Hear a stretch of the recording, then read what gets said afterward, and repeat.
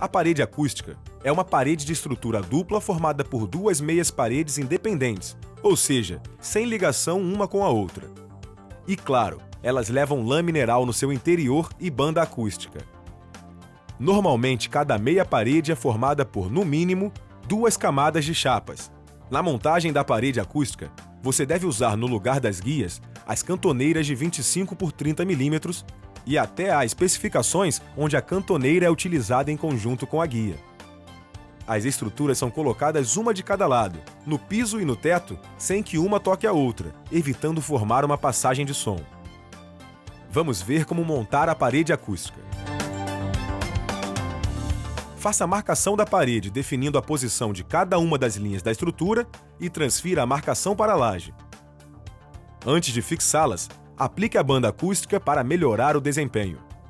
Sua fixação é feita exatamente da mesma maneira que as guias de uma parede de estrutura dupla, tomando cuidado para se manterem paralelas. Faça a fixação dos perfis no máximo a 60 cm entre os eixos.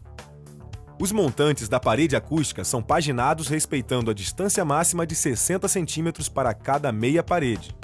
Para que os montantes de uma meia parede não toquem os montantes de outra face, você deve realizar a paginação de cada face intercalando os montantes. Por exemplo, se em uma das faces você iniciou a paginação com 60 cm, na outra face, inicie com 30. Fixe os montantes aos perfis do piso e da laje. No caso das paredes acústicas, os montantes também podem ser duplos. Ao concluir a estrutura, você deve colocar a lã de vidro no interior da parede. Após a colocação da lã, o chapeamento já pode ser realizado. O processo de chapeamento é o mesmo, mas atenção nas paredes acústicas. Mais do que nunca é importante desencontrar as juntas. Utilize as chapas conforme a especificação. As chapas precisam ter 1 centímetro a menos que a altura da parede para facilitar o acabamento. As chapas devem ser apoiadas nos montantes preferencialmente na vertical e encostadas no suporte superior. A folga de 1 centímetro que citamos deve ser posicionada junto ao piso. Você pode utilizar pedaços de chapas como calços. O aparafusamento da chapa deve ser feito em todo o seu entorno, com os parafusos a 1 centímetro da borda. Nas pontas, você deve colocar os parafusos formando um triângulo, a uma distância de 5 centímetros das bordas. Na primeira camada de chapas, você utiliza o TA 25 mm e o espaço entre os parafusos pode ser de 60 centímetros. Após concluir o aparafusamento da primeira camada de chapas, você deve aplicar uma demão de massa em todas as juntas. Não é necessário aplicar a fita, basta a massa. Esta medida visa calafetar todas as juntas a fim de impedir a passagem de som pelas frestas das chapas, aumentando o isolamento acústico das paredes. Após calafetar as juntas, a segunda camada deve ser aparafusada com os parafusos TA 35 mm a uma distância de 25 a 30 centímetros. Tenha cuidado com a profundidade dos parafusos. A medida ideal é de cerca de 1 mm.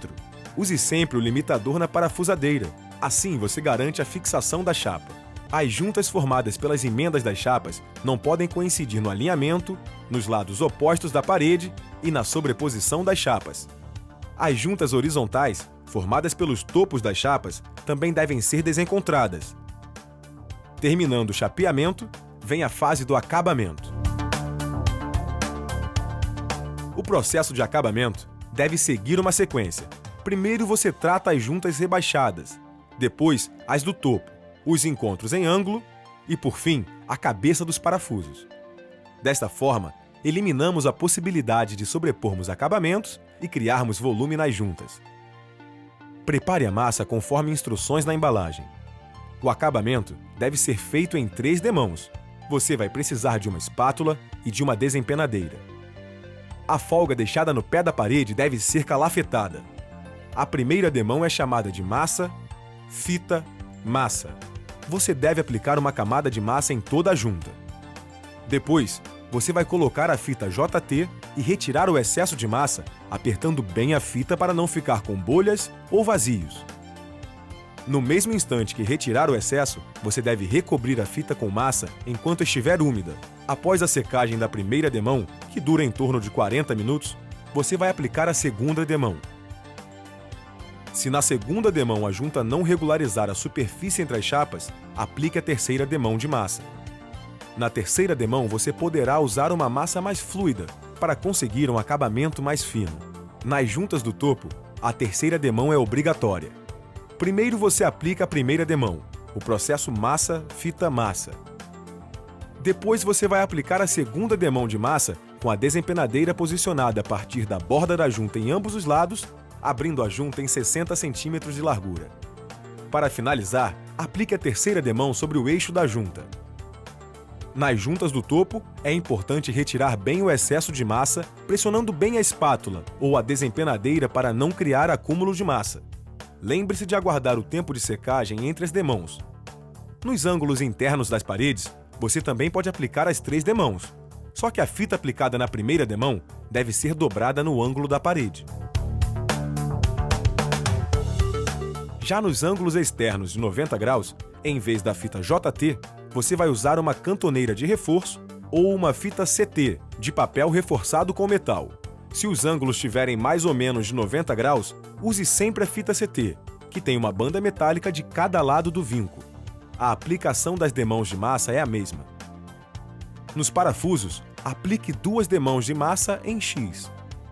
A parede está pronta para receber o processo de pintura.